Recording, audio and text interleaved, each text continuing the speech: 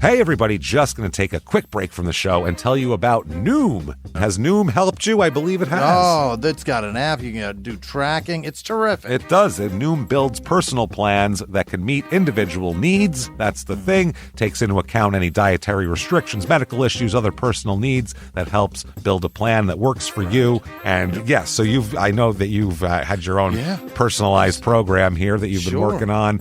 And it's weight loss This is weight loss results that last. They stick around because you get yourself into a lifestyle change. That's what matters. That's mainly it. You can't just say, I'm going to cut that out for a month and then go back to it. That's not what it is. So I'm glad it's helping you. That's great. And it really does. I like the psychology and biology-based approach here. Yeah. Noom Weight uses psychology. That's why they say losing weight starts with your brain, but it also takes into account your unique biological factors, Jimmy. All of your multitude flora and fauna that goes on inside of you there. Sure. Yeah. Stay focused on what's important to you with Noom's psychology and biology-based approach. Sign up for your trial today at Noom.com, Noom.com here, based on 3.5-year study of actively engaged Noom users with minimum starting BMI of 25. Individual results may vary. Visit our website for more information. Hey everybody, just going to take a quick break from the show to tell you a little bit more about Rocket Money. It's the start of a new year. It's the perfect time to get organized, set your goals, prioritize what matters most. And for me, top priority is getting myself together here. Financial wellness, doing that, which that feels important, just feels like adult stuff that you have to do. And thanks to Rocket Money, my goals feel achievable now. They show me all my subscriptions in one place, help me easily cancel ones I forgot that I've been paying for, which happened to me, absolutely happened to me.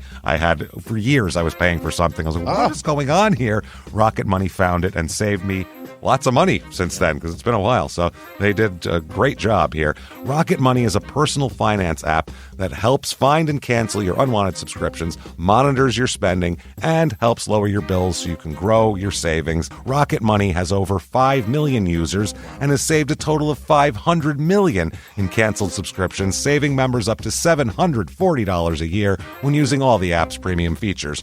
Cancel your unwanted subscriptions and reach your financial goals faster with Rocket Money. Go to rocketmoney.com/smalltownmurder today. That's rocketmoney.com/smalltownmurder. rocketmoney.com/smalltownmurder. Now back to the show. Welch's knows some things make zero sense, like why the algorithm knows your music tastes better than you do. But zero sugar and full flavor? We made that make sense with new Welch's Zero Sugar. All that passion fruit or tropical punch goodness and none of the sugar. You gotta sip it to get it. New Welch's Zero Sugar. Let's fruit stuff up.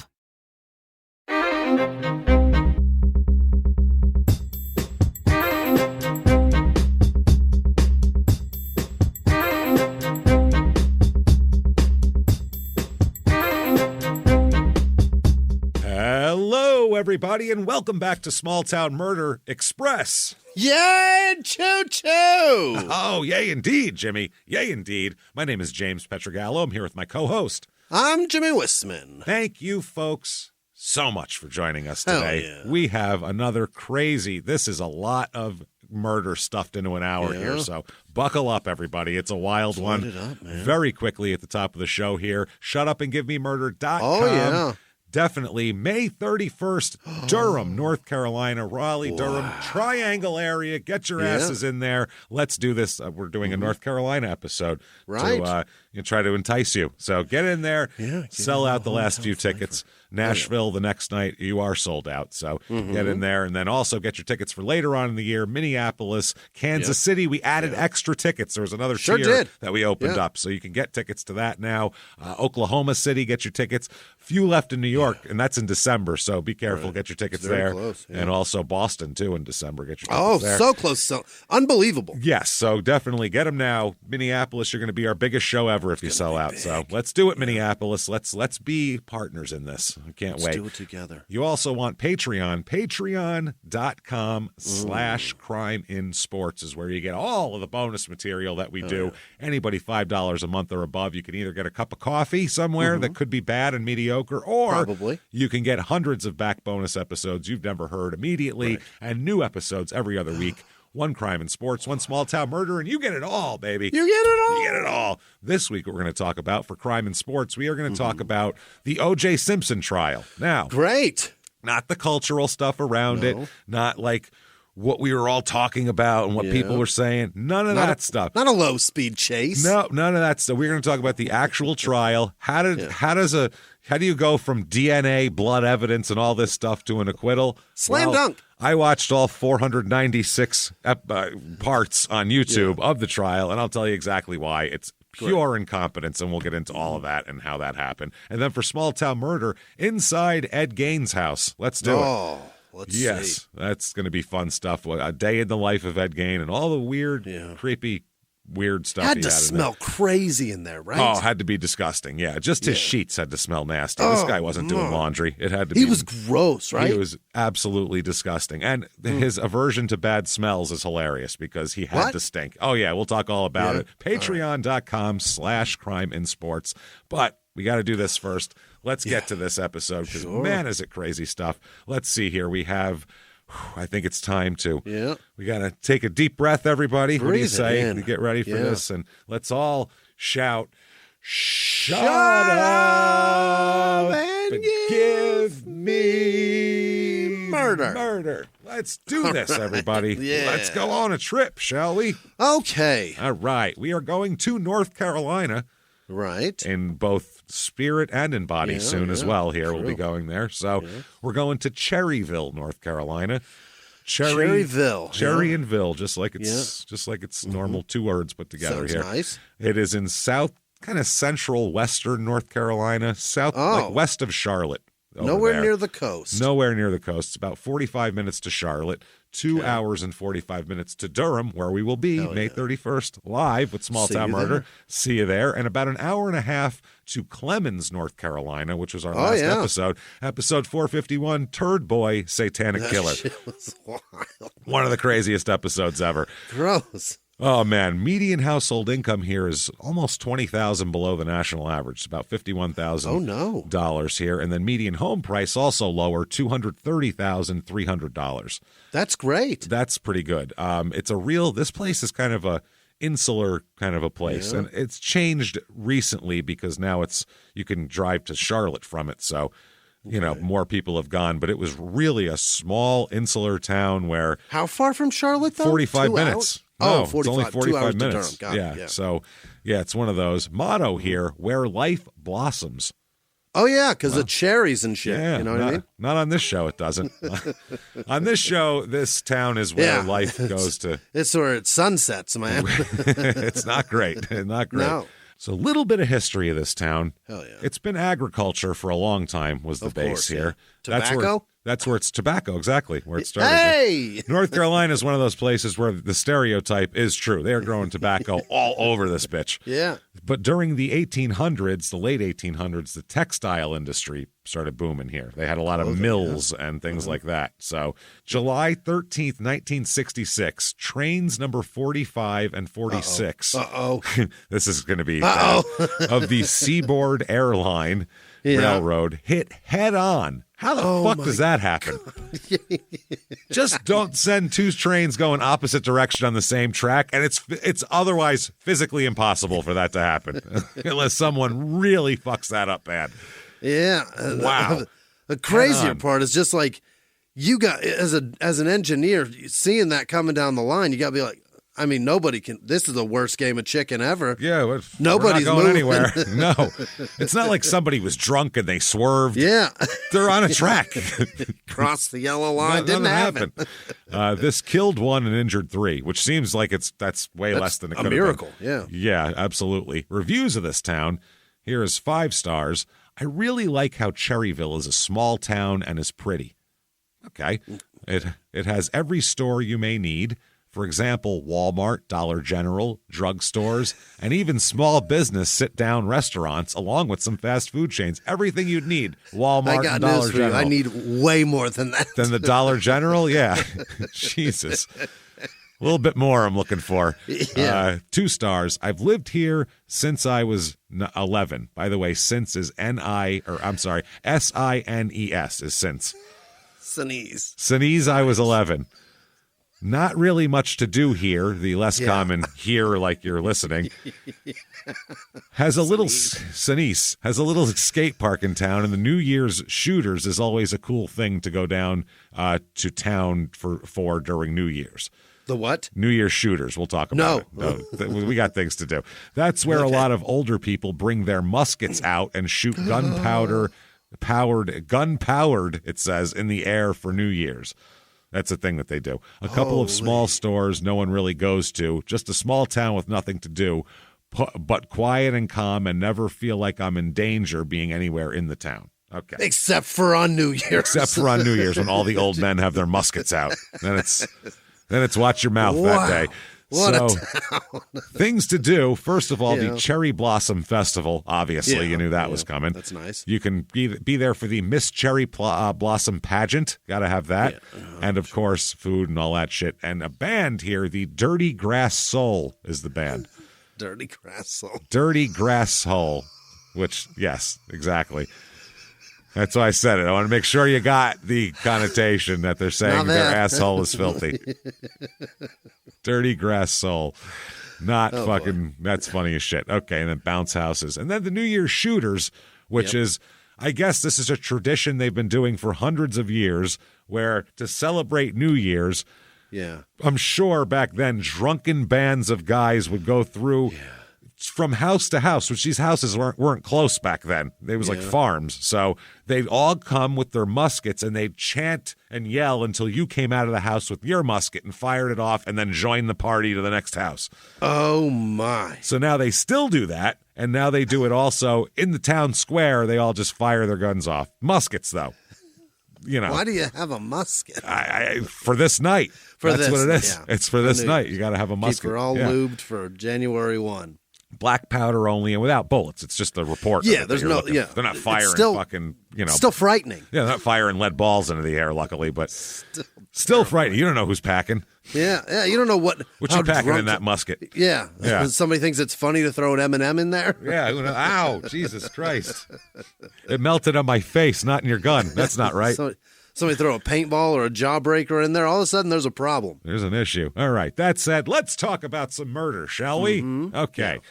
A bit about Cherryville here in this time. This is from a Washington Post article from February 29th, so a leap year article here, 1992, by Kent Jenkins Jr. And there's several pieces of this article that we used for information, so definitely want to give credit to that. So it says, quote, even by the standards of rural America, Cherryville's 5,000 residents are uncommonly close-knit and impervious to the world at large. Impervious. This is a close-knit town. Yeah. That's it. We're like that tribe in the Amazon. Pretty much, yeah. We've never seen people and we don't cover our dicks. So leave our dicks swinging free. That's how Cherryville, our dicks swing free. Early this century, when industrialization invaded the Carolina Piedmont, thousands of subsistence farmers abandoned their land for the mill villages that seemed to spring up like dandelions. Right. Kept poor and powerless by their employers, because that was back in the days of company scrip and company housing and all that.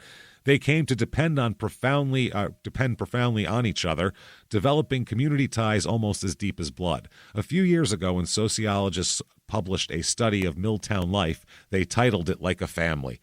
Cherryville Police Chief Johnny Wehunt has been on the job for more than a year, but is still universally known as the new chief.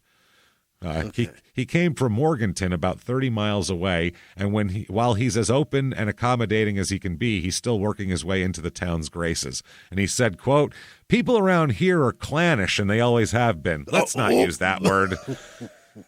Let's not say that. That is Especially a when very your last name is We Hunt. Yeah, We Hunt.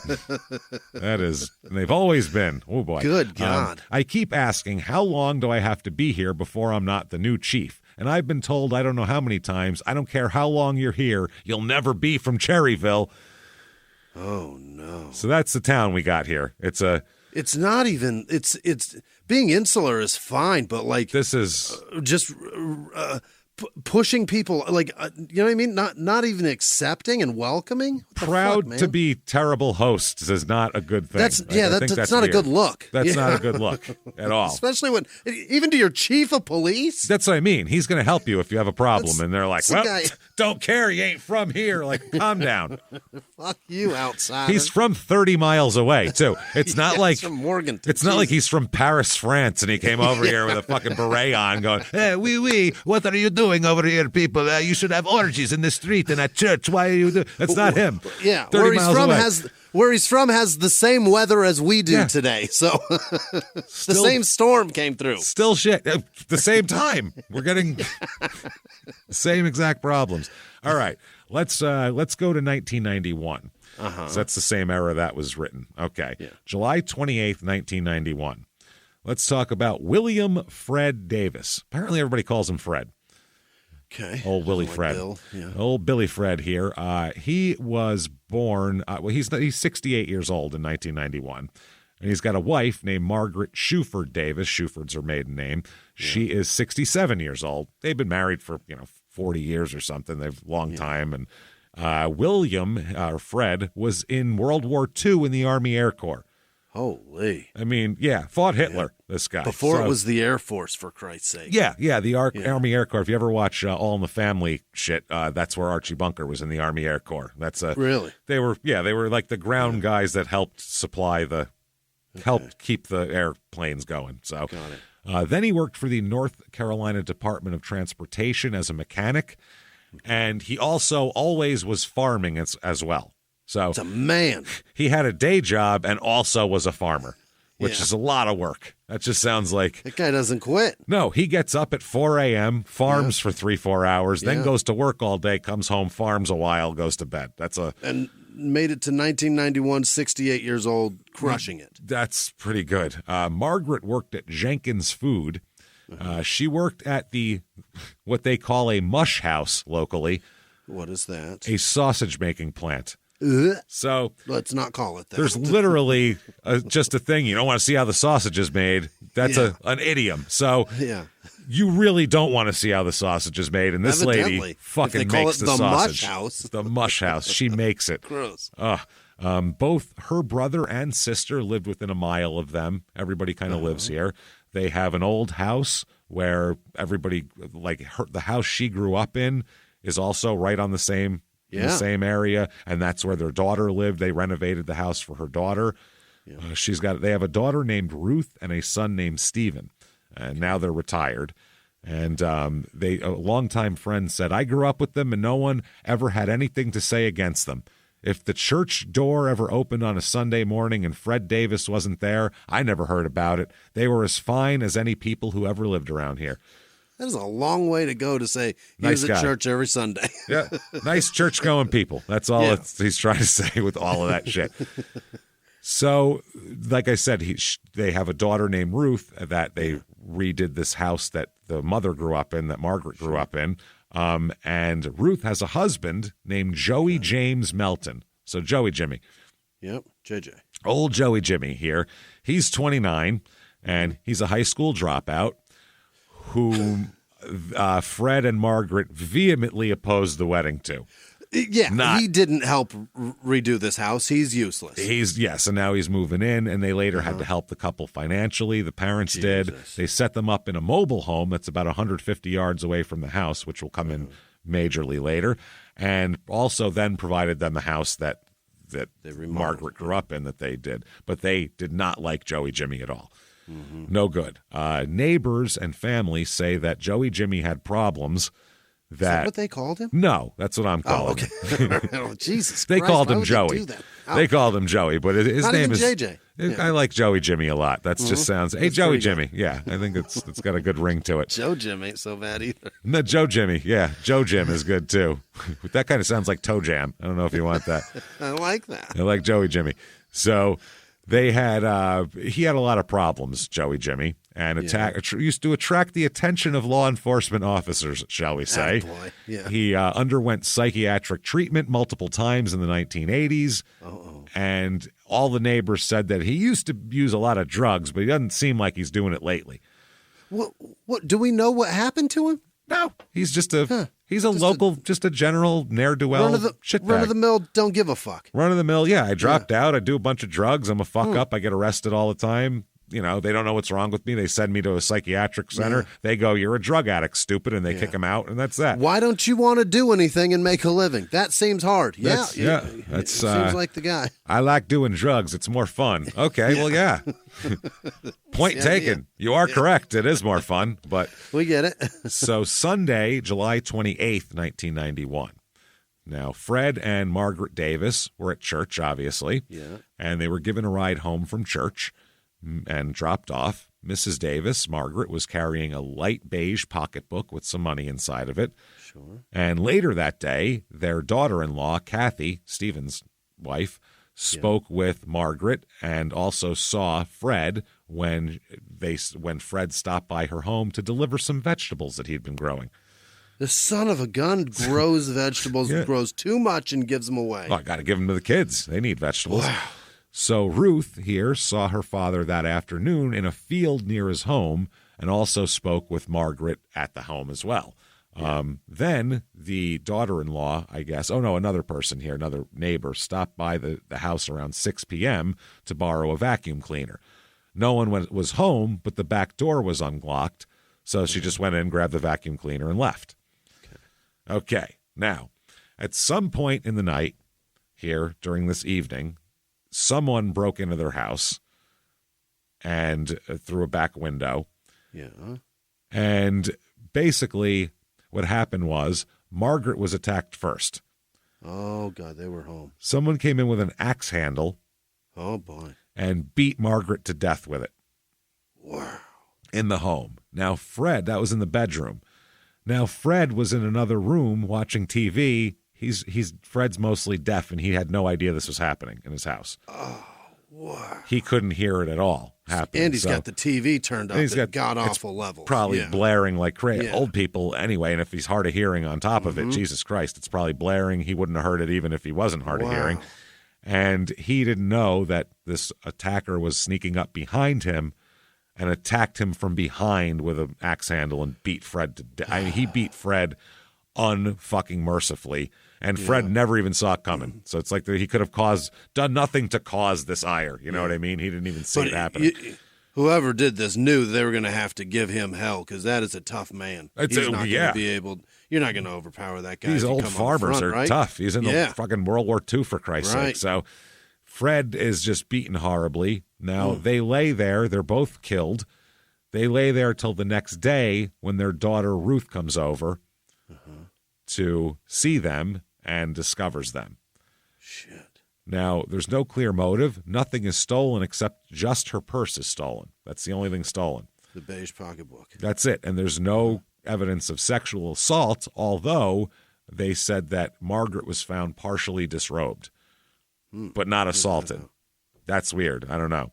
Yeah. So the autopsies to find out exactly what happened here, they're conducted. There's 6 major lacerations on the scalp and face of Margaret. An internal examination revealed contusions, hemorrhaging into the brain, and multiple skull fractures. Also, wounds to her left elbow and right hand could have been defensive wounds. Yeah. She probably saw her coming, they said, or it could have been a result of a fall. We don't know. That is a nasty axe handle, huh? It's fucking brutal. Must have been tempered or something here. So just thick. For Mr. Davis, for Fred, they said that an external examination showed blood and brain tissue on his head, face, and clothing. Wow.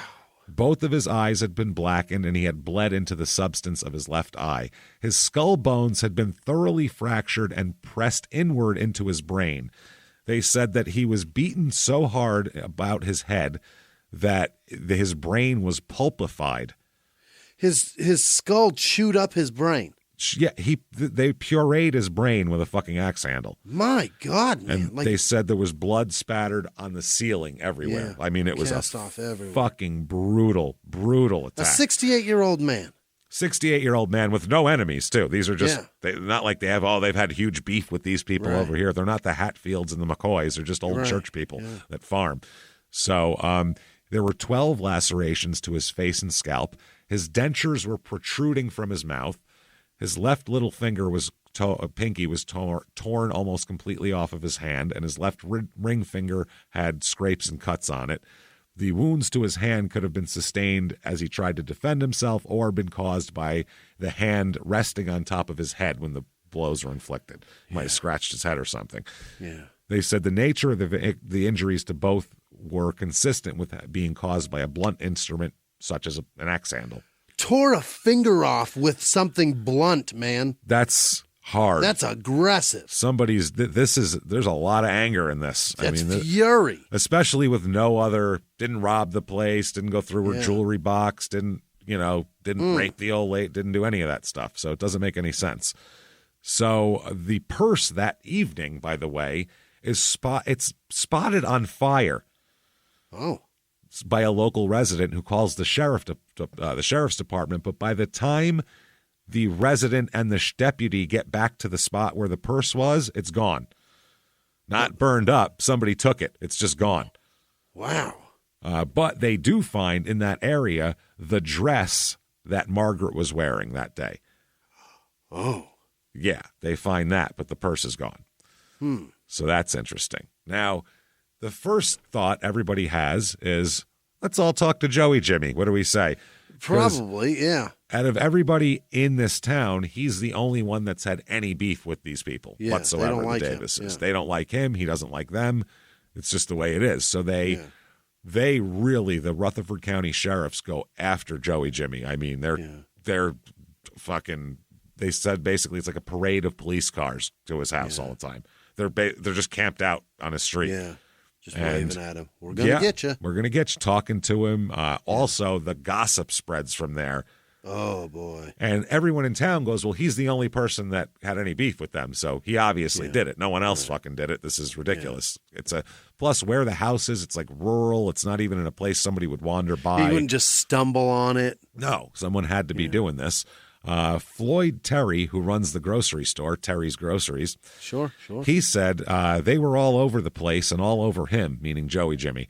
I asked him straight out after it happened, and he said, I couldn't do nothing like that. I couldn't. And if I did, I wouldn't be crazy enough to let my wife go back there the next day. That's not the response you want either, by the way. And if I did. Couldn't isn't what you want. Didn't is what you want. Right. Out of someone. Wouldn't, didn't. Wouldn't and couldn't is what OJ said.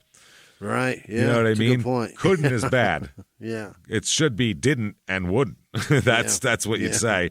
And to say like, and if I did, I wouldn't be crazy enough to do that is usually a bad sign too. So that's weird.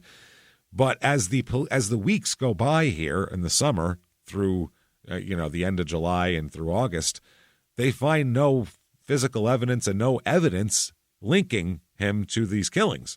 Nothing. They have nothing to go on, so they're trying to figure out how to trip him up here and maybe make him confess or something like that. But when they do, he won't crack. Yeah. So they have nothing to do. So the pressure kind of eases up on Joey Jimmie a little bit. So September 8th, 1991. Okay, this is another Sunday, by the way. Another Sunday evening. We have E.Z. Willis. E. Is that right? That's his name. E.Z. Wider Willis over here. Does it? And his wife, Sarah. So E.Z. is 71 and Sarah is 67.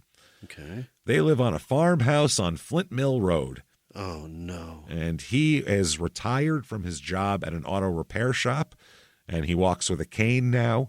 Yeah. But he's still very active. These people are very active. Like, he's retired and walks with a cane, but the week before, he was up on top of the garage patching the roof. Yeah, he walks with a cane because his legs are sore from pickleball, James. It's got a lot going on. They're sore from going for the elderly squat thrust record.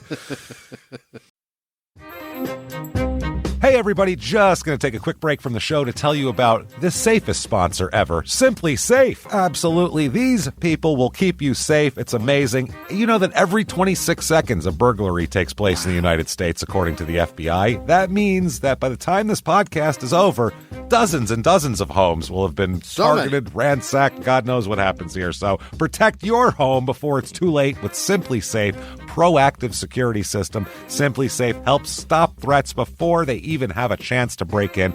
Named Best Home Security System by U.S. News and World Report 5 years in a row. And by us for about the last 8 years as well. If you trust us, believe me, you want Simply Safe. So visit simplysafe.com/small to claim 50% off a new system with professional monitoring plan and your first month free. That's simplysafe.com/small. There's no safe like Simply Safe. Now back to the show. This show, Small Town Murder, is brought to you by BetterHelp. Get yourself some therapy, everybody. Honestly, here. We often hear about, red flags that you should avoid. Hey, that's a lot of a thing. It's become a real phrase now, real cliche. But why don't you focus also, you look at green flags in friends and partners. Look for good things as well. Right. And maybe you're not sure what that looks like, though. Therapy can help you figure that out. What are positive things? What are the green flags? And then you can practice them in your relationship. It's absolutely a fact. And so, honestly, we absolutely are huge advocates for this. It really, really helps. BetterHelp is fully online, making therapy affordable. It's convenient. They serve over 5 million people worldwide. You can access a diverse network of more than 30,000 credentialed therapists, wide ranges of specialties there. Here's the coolest part. You're not getting along with your therapist, you're just not feeling it, you can switch at any time, no extra charge. Wow. The thing is, they want you to get help. That's it. And you can do it with BetterHelp. Discover your relationship green flags with BetterHelp. Visit BetterHelp.com/smalltownmurder today to get 10% off your first month. That's BetterHelp, HELP.com/smalltownmurder. Now back to the show. Got a lot going on there. Yeah. So Sarah, though, still works and works overtime even at the mill that she works at. So Sarah's still putting in time at 67. Apparently this evening they were home and someone came into their house through a bedroom window and when no one was in the bedroom and confronts the couple in the kitchen. The killer has a tire iron, but EZ has a cane. Yeah. And they know, as we'll find out later, for a fact that he got a couple of shots in with this cane. Really? He swung. Yeah, he was fighting and defending himself here. But apparently, though, they were brutally, just unmercifully beaten with a tire iron. Damn. Both EZ and Sarah. Cane's no match for a fucking tire iron. It's not, and especially a 71-year-old man who needs the cane to walk. So that means he's not real sturdy on his feet while he's swinging the fucking thing either. So. You knock him down once, and then you pummel him to death not getting up. with a tire iron. She's probably exhausted from working at the mill. She just punched out, for Christ's sake. Yeah, so the next day is when their daughter, Sheila, comes over. Oh, God, like identical. Again, it's the same exact thing. The Sunday, the Monday morning, the daughter finding it. The daughter lives next door. That's the thing. All of these little places all have, the families all live in it's almost like a holler that's not a holler. You know what I mean? Right. They just wait until the house next door goes up for sale and great, my family needs a home. Yeah, or generations ago, because these families have all lived here for generations. Right. So they just have plots of land and they just build houses on them. Exactly. So she discovered the bodies of her parents on Monday morning. She said, "You can't imagine what it was like. I haven't been back to the house since." This was a little later on. "I can't go in. Things like this don't happen in Cherryville." Apparently they do. Well, it's happened twice. So the police are saying, okay, this seems related. Both couples lived in rural areas, both over 65. Neither home was ransacked. Nothing was taken from this home at all, by the way. What is that? The Willises. The home of the Davises is only 30 miles from the Willises. The Davises live in Ellenboro. The Willises are in Cherryville. They said everything is just exactly the same. When you have 10 or 11 coincidences, it may not seem like a coincidence anymore. Yeah, somebody just likes killing, man. Yeah, both houses undisturbed. Robbery didn't appear to be the motive. The killings occurred sometime Sunday night or early Monday in isolated rural homes, each about a mile from the Cleveland County line, by the way. Oh. Both couples were beaten to death with a blunt object, different objects, but still beaten with blunt objects. And in both houses, the TV sets were left blaring afterwards. Now, we don't know if that's coincidence of just old people listening to the TV loud and they were on when he came over and then they stayed on, or if dude he flicked them on, cranked them up to maybe cover the screams and wails. I don't know. Both of the couples were no enemies, well-respected, church-going, nice people that lived in the community all their lives. They were neither of them were, came in recently. Yeah. Both of these couples were last seen on a Sunday night and found dead the next morning by their daughters. The Davises it wasn't even their daughter who walked in first. It was their 7-year-old grandson who walked in and found Grandpa's, quote, pulpified brains.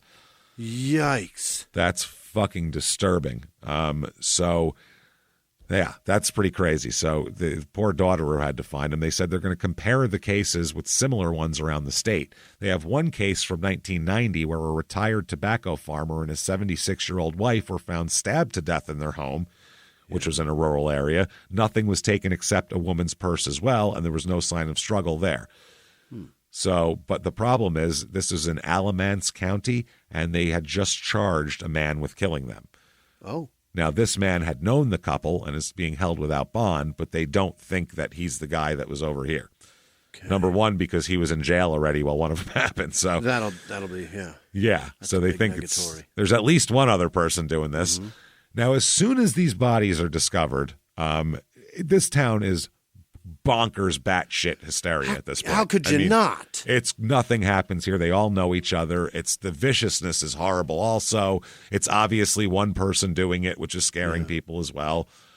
So they're really freaked out, everybody. The day after the Willises are discovered, Easy and Sarah, Joey Jimmie writes a suicide note. What for? Puts a shotgun to his chest and blows himself away. What? Commits suicide. Gone. It worked. Yeah, he didn't do it though. What? It wasn't Joey Jimmie. That's didn't do what? He didn't do any or of this. These murders? No, he killed himself. He didn't do the murders. He did. That's the thing. So he's found dead in his living room sofa at 5:15 a.m. by Ruth, who then had to find her parents and then her husband a fucking month later. That is horrible here. Horrible. Ruth said she heard a crashing sound in the living room of her house and came in there and saw his insides spread up on the wall. He left a note, but she wouldn't reveal the contents of the note. But yeah, they said he shot himself in the abdomen with a 12-gauge shotgun. They said authorities were uncertain if he had any connection to the death of any of that stuff. They said we've had so many similarities between the two investigations, we certainly couldn't brush this aside. We're not taking it into consideration now, but at some point we may have to, is what the police said. Ruth says she doesn't want to talk about anything anymore. She moved out of her house immediately and just left the area. She doesn't want anything. Everybody's been murdered that she's close to here. And they're all in the same neighborhood too. So we're all so close. Yeah. So close. So at this point they know they never found any evidence that Joey Jimmie did this shit. And so they were upset. The people in town are pissed off at the cops. Thinking that they blew it? For forcing him to do this and leaving people. The Sherry Terry, that's a person's name. Sherry Terry is the daughter of the local grocer, and she said that she sees Ruth in the store and says she's doing the best she can, raising her kids. You should see her little boy. He looks just like his father, who's now dead. So what does that mean?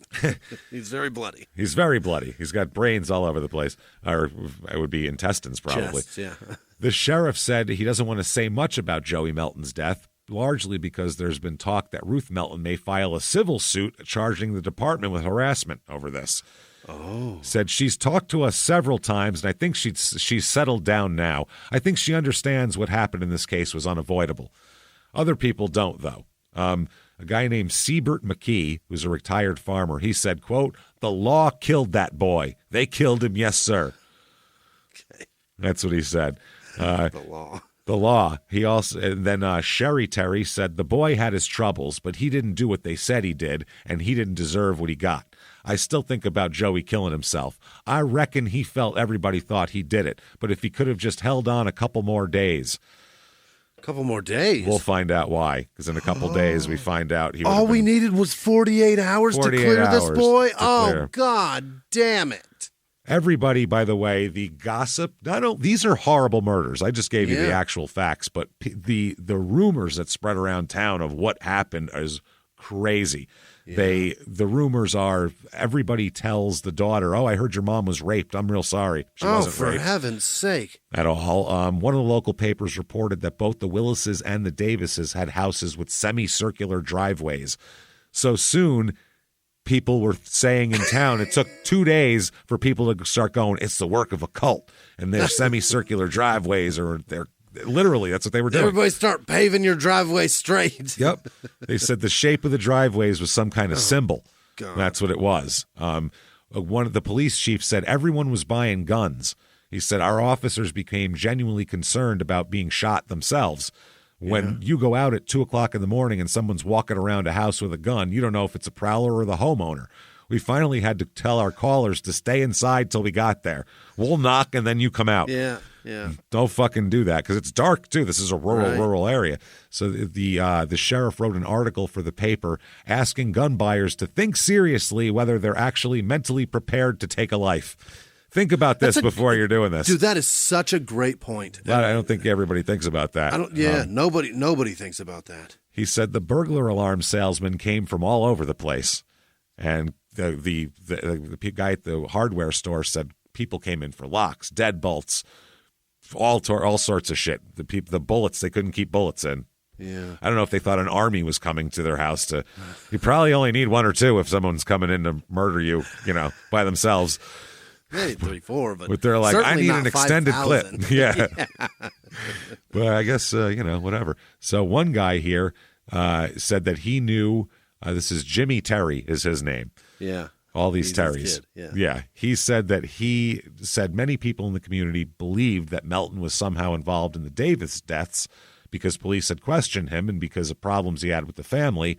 But Terry said that after the Davis killings, quote, this is about Joey Jimmie, he got real quiet. He used to be outspoken. Everyone thought he was hiding something, but I don't think he was capable of getting involved in something like that. Who might be? Well, let's talk about someone who could be. A guy named Floyd Terry? Philip Lee Engel, I-N-G-L-E. By the way, Wayne and Lee as a middle name, huge red flag for murderers. Yeah. He's born in 1961, so he's 29 at this point in time. Yeah. He's married and has 2 little girls. Really? 8 years old and 1 year old. Brand new. The Engels are 3 generations deep in Cherryville. Okay. He's a local guy. He's had a tough life. Everybody said his mother and father split up soon after he was born, and that she was only around periodically when he was growing up. And when she was, everybody would wish she was gone because she caused. He only had dad? No, dad took off a long time. So where the fuck? Relatives? How's he doing this? Relatives just getting kicked around. He's got a sister too. We'll talk about it. No. They said that there was a cousin of his that sexually molested him during his childhood. And, he also had psychiatric problems, treated several times in the 80s. He was described by his sister as a tortured child. And when he grew into an adult, his nickname around prison, whenever he was in jail, was Psycho. That's nice. Great. In prison, that's your nickname. Those guys consider you nuts. Yeah. I get if you work at like an accounting firm. And you're the wild one. Hey, Psycho. Do a lot of coffee tossing. This is in jail. Yeah. he's Psycho. His sister said that he never knew his real father, and his mother was a drug addict and would constantly torment her. They said that the family dog got much more affection than the kids. Oh. She said that sister said, I can't tell you how many times she went to the hospital for overdoses. He himself here, Philip, tried to hang himself twice from the age of 6 to 9. Wow. How the fuck does a 6-year-old know to try to hang themselves? That's terrifying. Also, that'd be tough. You're a very light guy. No shit. Yeah, you'd have to have that shit high. You need a big drop. Yeah, you gotta jump. I'm impressed, though, because a lot of 6-year-olds can't tie shoes. This kid's making a noose. This guy's tying nooses. It's pretty impressive stuff here. He also attempted suicide by shooting himself in the abdomen with a rifle as well. Sounded a lot like Joey Jimmie, right? He did it, huh? Pulled the trigger and got it. Yep, and didn't die. He repeatedly tried to crash his car once he became a teenager to kill himself. Another occasion, when he was 19, he said he wanted to kill himself. That's when he shot himself in the stomach with a rifle. And then there was another time when he went out on the highway, we'll talk about later, and tried to get hit by cars. He's giving it his best. Yep. His sister said, quote, "We both wished we were never born." That's what his sister said. Holy shit. They said her mother, Juanita, would swallow painkillers by the handful and yell at her children and insult them. She said that once when he wasn't old enough to drive, for some reason he was driving, and he ran over the family dog by accident. Oh, my God, no. And he felt horrible, but the mother went crazy on him and said, quote, "I wish it was you. I wish it was you who died." Which is, I don't know what I'm more horrified about of any of this. This is horrifying. I mean, we can get another talk, but fuck, I wish it was you. I wish it was you. Wow, he had numerous head injuries as a child, including one when he was bludgeoned with a long stick during a fight. Repeatedly bludgeoned with a long stick. Okay. And also a neighbor, in addition to their cousin, a neighbor molested both her and him. Not a great life. So she also said he's got some odd religious beliefs, including the idea that demons can possess people all the time and control their actions. Okay, yeah. Yeah, he has pleaded guilty to charges of DUI and simple possession of marijuana in the 80s, so, low-level stuff. But one woman said that he has a big temper when he drinks. She said, "He came to our house once and tried to pick a fight with my brother for no reason at all. Just drunk." Okay. Yeah, so a week or two prior to the Davis murders, the first murders, Fred and Margaret, he had been involved in a huge argument with his grandmother. So there's later on, there'll be psychiatrists who think there's a link between seeing the sight of elderly people pissing him off and triggering a psychotic episode because he was mad at his grandmother, but for some reason couldn't kill his grandmother. Just the sight of old people Look at sets them. me off. Look at him. Old. Keep that man away from the Cracker Barrel. Just all old. Look at him. Ugh. Gonna come out and fire his musket off. What a wild thing to trigger you. And the other thing is the nearest resident, the mobile home that's located 150 yards from the Davis's house, he rented it from them in 1987. Oh, boy. Yeah, Philip did. So he knows them well and lived on their property. They were his landlord. He rented from them. As of August 91, this is before the Willises got murdered in September, he was working in a mill doing second shift at the Dora Mill. What mill is that? I think they do some, Is it not the one that Sarah works at? It's not the same one. Different one. But we find out that Easy Willis is his third cousin. For fuck's sake. Are you serious? Which I think in this town, a lot of people are third, fourth cousins. Yeah, but that probably makes your first cousin. Yeah, but they're third cousins with these people. But he didn't know that at the time, by the way. So, really? Yes. Now, when everyone was in a panic when he was working at the plant, the women didn't want to go anywhere alone.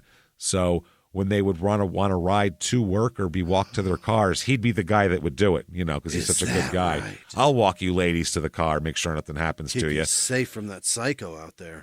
Then he went to a party one night. This is after the murders, and this is after the Davis murder, but before the Willis's murder, and talked to a long-haul truck driver friend of his and said, quote, "Man, I killed 2 people. I beat them to death." That's what he told this guy. And the guy, and then he asked his friend if he needed anyone killed. I'm for hire. So the guy was laughing, and he pointed at his neighbor's house, going, "Yeah, those assholes over there." Yeah. And so then Philip started asking this guy questions about his neighbor. So he said, "Bro, I'm just kidding. I didn't actually want my neighbors killed."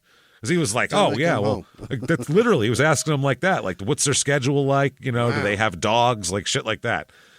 I'll run them over if they do. So he said, "I'm just kidding." He said that kidding, I didn't want my neighbor armed. And he said, also, my neighbor's a real big guy and he's heavily armed. So don't go over there. He'll shoot you, man. Well, Philip said this in return, quote, "That doesn't matter. They'll never see me coming. All I need is an axe handle." And then the guy said, "Don't worry about it. Don't worry about it." And Philip said, "Well, man, I wouldn't be telling you this, but I know I can trust you."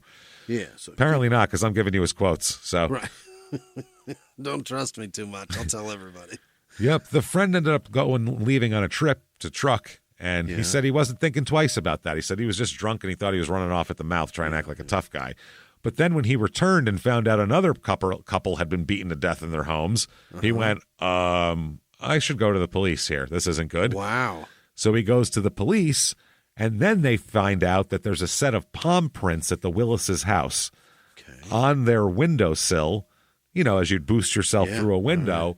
And they match Engels because they have Engels from his arrests back in the day. So this they figure out to cross-reference it with Engels because this guy says he heard this guy doing it. So then they check against the prints and they go, that's our fucking guy. Holy shit. That's the only reason they got him. Yep, a palm print and this guy's drunken bullshit. A loudmouth. Yep, that's it. So was anyone even looking at Engel? Well, he showed up for work that Monday, the Monday after the Willises were killed, Easy and Sarah, with a gash on his face. Like if you got hit in the face with a cane. Yeah. He told his friends and coworkers that he slipped while jumping on a trampoline. Those sharp trampoline edges, we all know about those. They really cut you. If you had his arm in a cast, you'd say I fell off a trampoline, not a cut on your face. If he came in with torn meniscus, then maybe a trampoline. Limping. And then they found out that he used to rent the trailer from the Davises as well. They look at his, they said all he does, he drinks a little bit. He's had a marijuana charge. He had a breaking and entering charge. That's something. That's close, but nothing violent. He kept up steady work. He paid his bills for his wife and his 2 daughters. So no one really ever no one was looking at him at all. They would have never thought to match these prints up with him because it wasn't. You couldn't run it through the computer and get a big thing like that back then. It's 19. I'll talk a little bit more about Philip here. 2 weeks after the Davis murders, the first set, he tried to check himself into the state mental hospital. Yeah. Doctors examined him, told him he should seek treatment for alcoholism, and sent him home. Really? Yeah. So that's a problem here. They said in the system it's very difficult because basically the substance abuse people and the mental illness people don't diagnose each other crossways very well or treat each other. So if you go to a mental institution and you say you have a substance abuse problem, they go, "Oh, you do that." Right. Then if you have a substance abuse problem with mental illness, which a lot of times helps cause and foster substance abuse, then they go, "Well, go get mental illness help." So it's tough. They said, unfortunately, one of the things that happens in drug and alcohol abuse is that drug and alcohol abuse can mask pathology. So mental illness people don't see it. They shake each other's hand. Yeah. And the other thing about Philip Engel, both his mother and grandfather were schizophrenic as well. Really? Which is a problem. Yeah. So he comes back September 12th here. The long-haul truck driver, Hauser's his name. He said that Philip came back to his house on September 12th, so a couple days after the Easy and Sarah Willis murders, and he had a black eye. And he said that he fell and hit a doorknob. Oh, he did that, old chestnut. Yeah, he did that. Oh, I fell down the stairs. His friend didn't believe him and said, "I don't believe you." Yeah, I think your wife's kicking your ass at home. Yeah, what's happening here? Ruth beating, or not Ruth, her name's what's her name? Stephanie, I think. Stephanie kicking your ass. You getting beat up by Stephanie again? So she said, then he brought up again, Engel says, "You're still having trouble with that neighbor, I'll take care of him for you." He said, quote, "I'll kill his whole family. Oh my God. I'll get a stick, I'll beat them to death." Then he said, "I love to watch people dying in agony, pain, suffering." Okay. What a weird conversation. Now, he still hasn't been arrested yet. I'm giving you the background here. They're discovering this all as we speak, okay? Wow. Hey, everybody. Just going to take a quick break from the show to tell you a little bit about Sono Bello. The most known secret with celebrities and influencers and all these famous people is so many of them have had lipo. They've had lipo, whether it's a little touch up here or a total makeover. Yeah. Nobody has a perfect body. That's the thing. No. They may look like it on TV, but there's things that help that. Absolutely. Lipo now has changed, and Sono Bello's been at the forefront with using LAL technology and getting those beautiful and natural outcomes for each person. Looking real natural. Our friends at Sono Bello are offering their best deal. You're now included in their winter savings event, but appointments are limited, so please get on this. Sono Bello doctors are masters in micro laser fat removal, a brilliant technique that removes stubborn fat permanently wherever your problem areas are. Tummy, love handles, thighs, arms, it's gone in one comfortable visit. Eating healthy and workouts are great. Keep doing that, but if you want to lose that stubborn fat in one visit, check out Sono Bello. Save big during their winter savings event. Schedule your free consultation now at sonobello.com/smalltownmurder. That's sonobello.com/smalltownmurder. Now back to the show.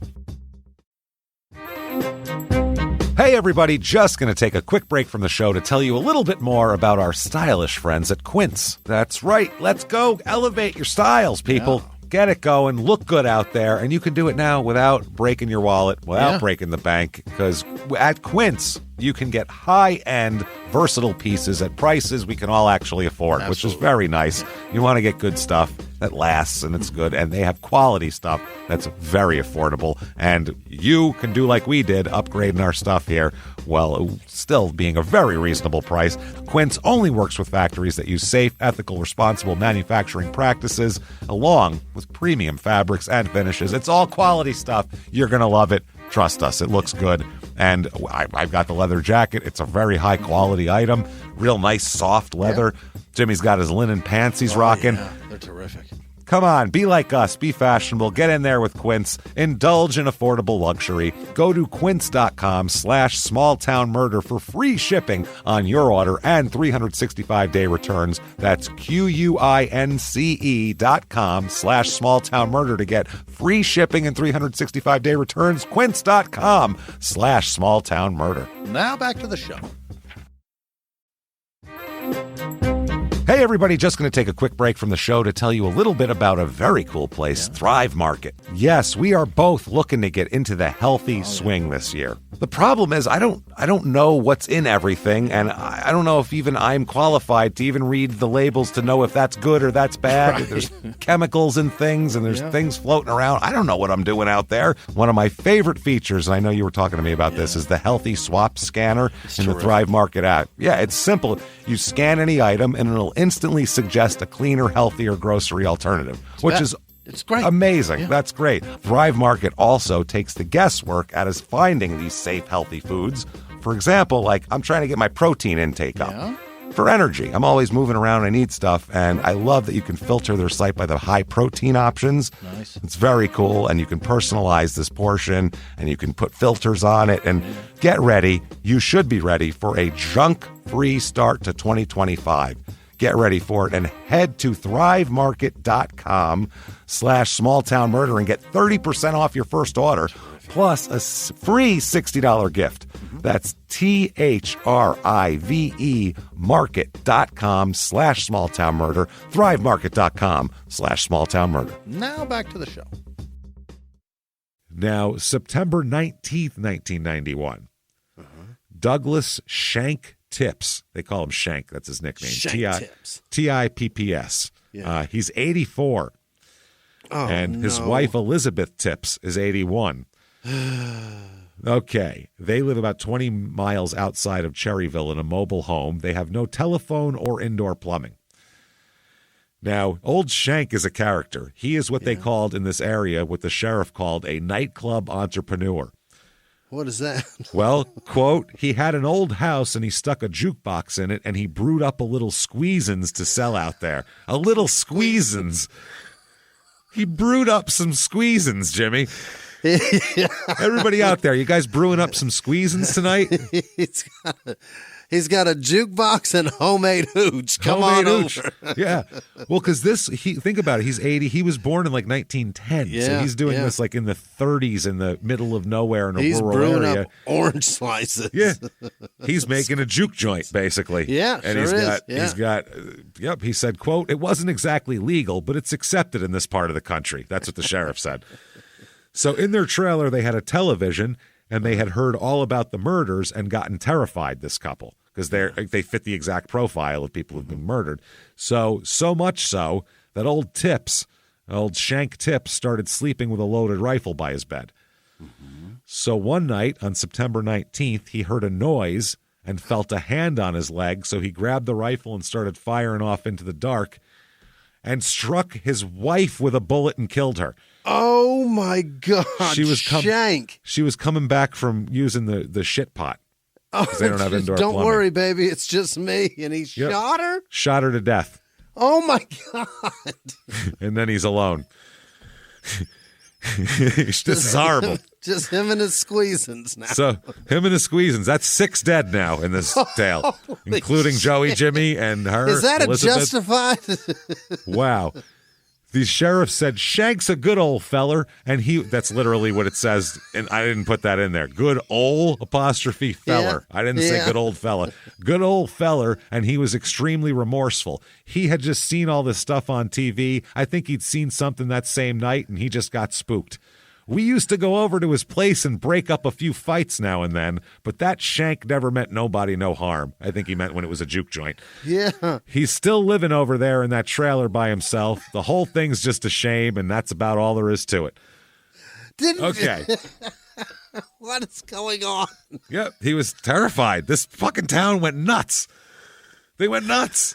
So they just go, no harm, no foul? He murdered a woman. But it was in the dark at night, and they thought it was an accident. He said he was I guess sitting there. Got to live with that. Sitting there with his tears coming down his face, and his wife's blood all over him, going, "I thought she was." I saw a thing on the news. She was going to kill us all. He might have just been smart and been like, I know of an excuse that'll get me out of. Maybe he didn't like her. That's what I mean. They were married for, I want to say, like 68 years or something. He might have just got tired of her after a while. 68 years of shit. Yeah, or 64 years or something, and he just lost it. So they bring in Philip Lee Engel for a questioning session. Yeah. And according to this, he immediately confesses to everything when they bring him in. Really? No, not even a second of trying to hide it. He knows he's fucked, right? Dave gave a detailed account of what happened at both crime scenes, directed police to the tire iron he used to kill the Willises, which conveniently was still in his car, so he could just get it right out there. Kept it. He said, they go, "Why'd you do this? Did you hate the Davises? Did they fuck you over?" And he said, "No, I like them. They're nice people." Well, what the fuck? He said, "I rented a trailer from them, and they were nice." And he said, "I also, after the Willises died, I learned they were my third cousins. So, had no beef with them." And his aunt, well, this is all going on. His family's like, well, no one would help him when he needed help. So, his aunt said he needed help. He went to Broughton, which is the mental institution, 2 weeks ago, and they sent him home. Mm-hmm. So the Davis murders, he said, I used to rent from him, but he said also the Davises, he lived in the mobile home park across the street from the church they went to. Or that's what the Willises, I'm sorry. Mm-hmm. That's how he found the Willises. So he said between 6 p.m. and 8:45, this is with the Davises, the first murders, he was driving around the area of the Davises' home between 6 p.m. and 8:45 p.m. He knew the Davises from renting the mobile home. He went to the house and drove his car around to the back of the house. He parked his car, he took an axe handle from it, and entered the house through the unlocked back door. Walked right in. Mrs. Davis was in the kitchen. He approached her from behind and began to beat her on the head with the axe handle until she fell to the floor. After doing this, he went into the den where Mr. Davis was sitting in his recliner watching TV. Uh-huh. Because he was hard of hearing, television was blaring, and he had no idea he was even there. He moved to the den, attacked him. He said he beat him over the head with the axe handle, and that was that. He said he then left the house, taking the pocketbook and the floral pattern dress that belonged to her, so that question answered there. He went on, he said, to an area about 3 miles away from the house, threw away the dress, and set fire to the pocketbook. He then departed the area, But then he returned to the same area to pick up the pocketbook because he said, I should probably get rid of this. It says ID and shit in it. So he then threw the pocketbook and the axe handle into the creek. He led law enforcement officers to the spot where he threw them out, but they said it was the pocketbook is discovered on the bank of the stream, but the axe handle's never found. It's who knows how far. Yeah, it's in the bottom of the water somewhere. So police searched some fields where he said he dumped an axe handle he allegedly used, but nothing had been found here. They found traces of the Willis's blood in the treads of the tennis shoes he was wearing when they were interviewing him. Still wearing it. Still fucking wearing them. He told the police that they'd been his landlords and, he's fine. Yeah. He said he got to know the Davises very well. So he knew them. He said if he had any quarrel with the couple, it was nothing he knew about. That's what he said. Don't know. He said, this is what the cop said. Engel told me he was glad we caught him. He told me, quote, I would have killed again. Yeah, I believe he's like, that. Glad you caught me. He said, I'm totally convinced he would have. At one point, he said that he thought they were demons with glowing red eyes also. That was a problem. The cops? No, the old people he killed while he was killing them because, beforehand they were fine. Yeah. So also, he right after this, he went to a highway one night after killing the Davises and tried to kill himself. That's where he was trying to get people to hit him with a car, but people were swerving out of the way. So that episode landed him in a state mental hospital, but they released him the next day saying his problem was substance abuse, and they kicked him out. Okay. Yeah. So if they would have kept him, he obviously wouldn't have killed the other people. Yeah. So his stepfather, C.F. Engel here, he said that Philip kept to himself, and he often suffered blackouts when he drank too much, but he never seemed the violent type. Yeah. He said, we just don't understand it. I weep for him. So there you go. Now, some of the members of the Engel family gathered at the home of his grandmother, Maxine Willis, who her husband is Easy Willis's first cousin. Wow. Yeah, they're all related in a way. A relative said, we're confused. I'm fucking confused by the family tree, first of all. I'm confused by all the lineage around If I'm confused, you got to be confused here. So the farmer, Siebert McGee, who said the law killed that boy about Joey Jimmie, said, quote, they ought to give him a fair trial and then hang him. That's what they said. Yeah. Twice for Joe Jimmie. The Davis's friend, Jim Davis, everyone's name is Jim or Joe or something There's here. A Jim around here. He said they're going to get that boy out of this somehow. They're going to get him a lawyer and make him out like he's crazy. And it ain't right. He killed 4 good people. You can't kill him but once. Okay. Now, the daughter, Sheila, who found her parents, she says that she's opposed to the death penalty. She said, I used to think the death penalty didn't do any good, but if you had seen your parents the way I saw mine, that's what he said. Yeah. So Engel's family has called and said he was suicidal when they locked him up, and they say he doesn't know why he did it, and he wants my forgiveness, Sheila said. I told him it's not my forgiveness he needs. So the Davis trial's up first, 6-man, 6-woman jury, death penalty on the table. Hell yeah. He admits to everything. It's all right there. He's obviously convicted. There's no real trial. What are we going to do? Go over the evidence, and they go over his statement saying, yes, I beat them with an axe handle. It all matches up. Should we kill him? Sentencing comes around, and the prosecutor said there's never been a more clear-cut case for a death penalty here. Yeah, this guy's going to kill more. He said if this isn't the case, then there's never been one, and there never ought to have been one in the past. He said that his only motive was bloodlust and perversions. Yeah. That's it. Perversions. That's to put some extra stank on it. He said Philip Engel authored and wrote his own death warrant. We're simply asking you to affix your signature to the warrant he wrote with the choices he made and the life he had. Philip Engel should never be allowed to make those choices again. Enough is enough. Defense attorney said, he said, you heard what that guy said. Shit. That was pretty convincing. Yeah, I don't know. But let me try. I say, don't affix your name. All right. Said, don't. He said, it's not a question of whether Philip will be punished. It's a question of how he's going to be punished. This man has been punished from the day he was born. And then cited all of his things. What child tries to hang themselves when they're 6? That's a bad life. Yeah. It's bad. Psychiatrists testified that he had borderline personality disorder that could have been the result of a psychiatric trauma experienced as a child. Testified that the psychotic episode experienced at the time of the murders was a feature one would expect to see associated with what he's got going on here. He said that the defendant told him that he looked in the window at the Davises before entering the house. After doing so, he returned to his car to retrieve an axe handle, and they said that could have been the grandmother thing, could have whatever. Yeah. Either way, jury takes 3 hours in deciding here, because there's the mitigating circumstances are that he confessed and helped them find the person, all that. Also, that as a child, he saw his mother try to kill herself on multiple occasions by cutting her wrist. Yeah. Saw his mother overdosed on drugs multiple times, and he tried to hang himself as a child and all of that kind of thing. And he has daughters that are 9 and 2 at this point. So, and they say, you, sir, may fuck off 2 death sentences. 2 of them. Having a deuce here. That's 2. Holy. It's the first death sentence delivered by a Cleveland County jury since 1963. That's a long time. It's almost 30. It's 30 years at that point. Tina, his sister, while leaving the courtroom, screamed, "They're murderers too." Okay. Now, at the Willis trial, he pleads insanity.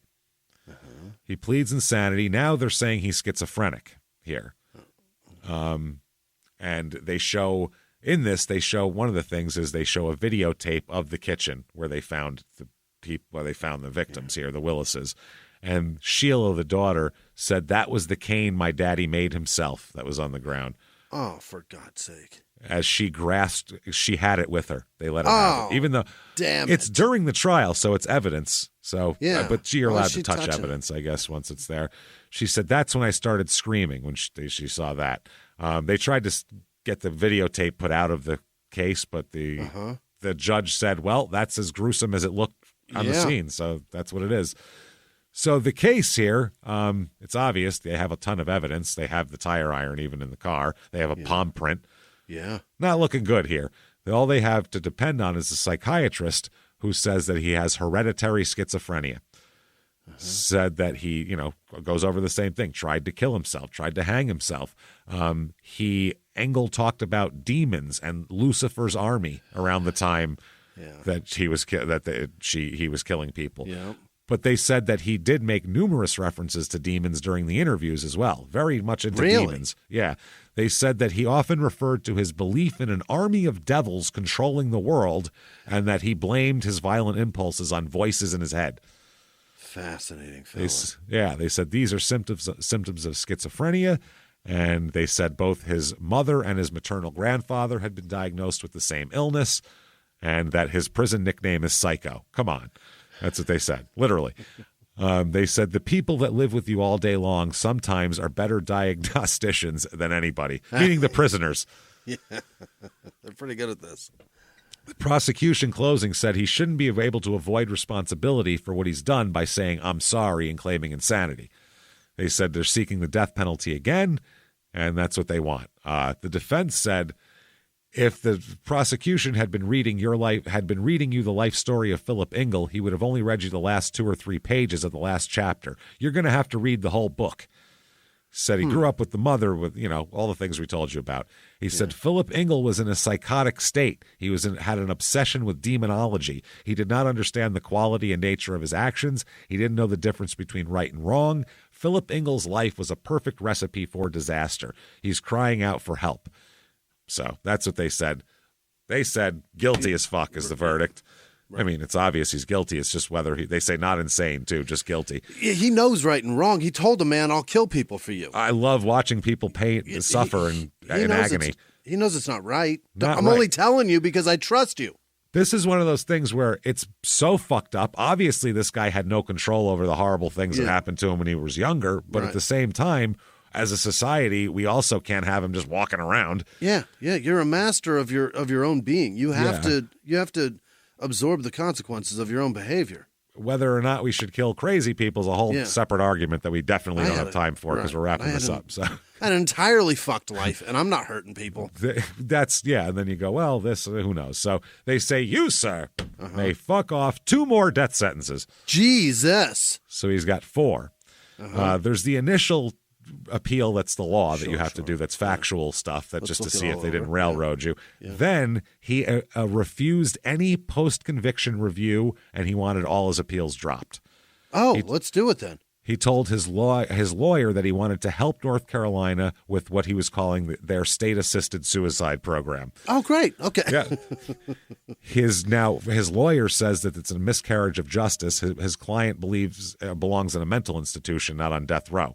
Right. It goes all the way to 1995. Now, the two that led to this are the Davis murders. The Willis murders are under mandatory appeals review at this point in time, but he's still up for execution. We'll figure those out later. Let's just execute. Yeah, which means, honestly, if they execute him, then those convictions would be expunged. Yeah, he's not guilty for those. He wouldn't be guilty of those at that point. But I don't think they care if he's dead. Doesn't matter. So there's a sort of an appeal to the governor here. A 56-minute videotape is sent to the governor.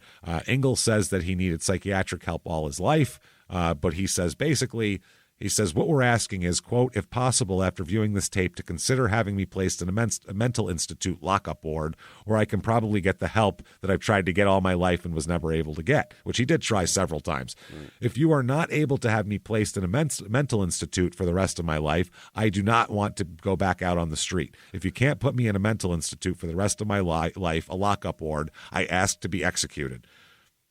Okay, great. He said, I'm done. So September 22nd, 1995, execution day. That's fast. They oblige. Yeah, they oblige. He said, during the last 4 weeks, I felt more loved and more cared for than I have my whole life, is what he said. He told the ward, not the press. He told the warden that they were nice to him the last few weeks, and that's been great. Mm-hmm. Wow. So, because I would imagine in death row, the people you're going to kill soon, you're probably nicer to them, just because you kind of feel bad. Just for like and just for a person. If you're not a murderer, that'll be on your conscience. That's what I mean. Yeah, if you're a half decent person, you'd probably try to be nice to a guy, even though he's a piece of shit. So he said that he told, I guess, his attorney said that if he changed his mind, the procedure was in place to get a stay, but he didn't think that'd be happening. By the way, the Supreme Court rejected a petition for a stay anyway, so because the lawyer tried to file one. He said he was looking forward to his execution. Oh, his sister filed the last-minute request to stop it, and they denied it. So she said that she recounted 3 generations of her family, including her. They all suffer from schizophrenia. She viewed her brother's choice to drop his appeals as yet another suicide attempt by a man plagued by mental illness, hallucinations, and breaks in sanity and reality. Wow. And they also say that they've been keeping him calm with Xanax in prison. Oh, yeah. And he craved Xanax. That's why he wants to keep this going, because he can get Xanax if he just gets good, man. Till he gets executed. A lot of people have done more than that for Xanax that I know. So, yeah. His last meal comes along. Okay. He gets a medium rare steak, baked potato, tossed salad, and butter pecan ice cream. Can't Pretty go good wrong choice. With that. That's a goddamn good last meal. Fuck, man, where's your mac and cheese? And you just wrapped it up, babe. He didn't go crazy, though. He went out like a corporate retreat at the Outback. That's what he got. Like, everyone can get a steak, a baked potato, a salad. Let's get after it. And here's your desserts that you're allowed to have. I'll have the ice cream. I'll have the butter pecan ice cream. Good choices. Good choices. That's I got $100 gift certificate to the Outback meal right there. Yeah, that man just negated all I'm insane arguments also by having a very sane dinner. Meal. Yeah. He should have been like, I want a shoe sole and some raccoon poop. And I want a Jordan 3 full of cottage cheese. That's what I want. And then I want to eat me a shower curtain. All right. Line it up. Bowl full of shower curtain rings, please. Please. I want it served on top of a toolbox. All right. That would have been crazy. With only 9/16 wrenches in it. Yep. Oh, my God. Just those, though, and filled to the top. Filled. He spent his afternoon with his wife, Sandy, and their 2 daughters. That's nice to bring your 9-year-old to 10-year-old to death row to see Dad. That's terrific. Dad, say goodbye to Dad, kids. They won't be fucked up or anything.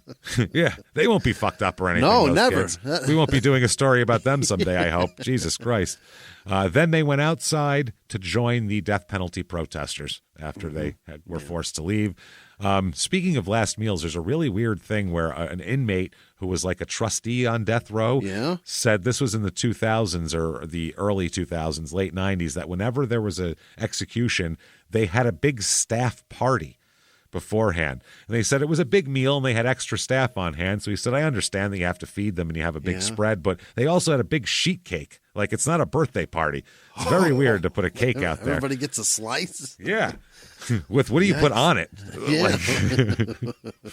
It's weird. What do you write on that thing? Yikes. So that's a good one to write on it. Perfect. From corner to corner, just yikes. So as they're wheeling him in on the gurney to the execution room, he shouts, quote, I'm going to heaven. Okay. Then he said, I'm not shaken, he tells the warden. I'm not shaking. I've been put to sleep, and I'm going to be put to sleep, and the angels are going to pick me up and take me to heaven. Okay. One of the reporters said, yeah, he was very chatty right up until the time he became unconscious, which will happen. Very talkative. One of the witnesses said he kept talking about being saved. He said, I'm saved. Are you? I'm doing this for y'all and my family and my children, talking about the families of the victims that were there. Oh, boy. He said, I forgive you and everyone, and I ask that everyone who I have trespassed against to forgive me. He said that to the victims' families. Yeah. Then he said again, I want to say I forgive you all. He said, life without parole is worse than the death penalty. Okay. And then he said, I love you all. And then at 2:14, he was dead. Feels like he had a lot of thoughts. He kept saying shit. And then he had a long written statement he gave the warden, too. That was just the shit he was spouting as he was laying there, just talking. That wasn't what are your last words. He was just That's like, a nervous man. So the reactions here, the sheriff or Detective R.H. Epley said, it's important to see justice fulfilled. You didn't walk into that house. If people who are against the death penalty saw what happened to, or what happened to, if this happened to their family, their minds would be changed in a split second. He knew the family 4 or 5 years and lived in a mobile home they had rented out. He was riding around drinking and smoking pot and said the devil told him to kill an old couple, and he came up with the Davises.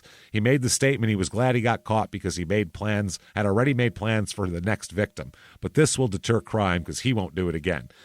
Now, the guy outside who's a pastor or reverend or something, who's the anti-death penalty guy, he said there's nothing in the death penalty that will bring the Davises or the Willises back. So there you go. We're not going to solve this argument. Strange thing happened, by the way. Sheila, the Willis's daughter, was at Walmart buying Christmas presents, and a woman she recognized but couldn't place came up and hugged her tightly. And, quote, she asked me how I'd been and said she was hurting for me and said she was hurting too. She said she couldn't know how I felt, and she said she was praying for me. After she left, she realized it was Philip Engel's mother. We both lost people. Oof. Oh, my God. In the wrap-up here, Joel Long is a Cherryville native and ordained minister who works for the national trucking concern, the Carolina Freight Carriers there. Mm-hmm. And he says that when he drives the Cherryville streets, he says he notices little stakes with signs on them out by all the flower beds saying this house is protected by some burglar alarm system company. Yeah. He said Cherryville has always armored itself against the outside world, but somebody penetrated the armor, pierced the shield. When the invisible force field we put up was broken, another one took its place. So there you go. Okay. That's Cherryville, North Carolina. That's crazy shit. That's a wild-ass episode. Unbelievable. 10 pounds of murder in a 2-pound bag here. Jesus. So if you like that, we got to buzz through this quick. If you like that, please get on whatever app you're on. Give us a review. It helps a lot. 5 stars are nice. Doesn't matter what you say. Just say something good. Also, shutupandgivememurder.com. Tickets to live shows. Durham, North Carolina. Triangle area. Let's go. Get your asses out there. May 31st. Still a few seats left for that. Yeah. Nashville the next night. Sorry, sold out. But that's what happens. So do that. Come see us there. Rest of the year too. Shutupandgivememurder.com. Patreon.com/crime and sports. $5 or above. Get you everything. Hundreds of back episodes. This week, what you're going to get for crime and sports, which you have access to. You bet. OJ trial. How the fuck did that happen? And then for small town murder, Inside Ed Gaines' house. What's in there? What's he doing in there? It's weird as shit. We'll talk about that. Patreon.com/crime and sports. And you get a shout out at the end of the regular show. Listen to your stupid opinions. Listen to Crime and Sports. Do all of that shit. I think I covered everything. Terrific. Shutupandgivememurder.com is the website. Social media. We are at Small Town Murder, and you'll find us everywhere else. Do that. Keep coming back. And until next week, everybody, it's been our pleasure. Bye.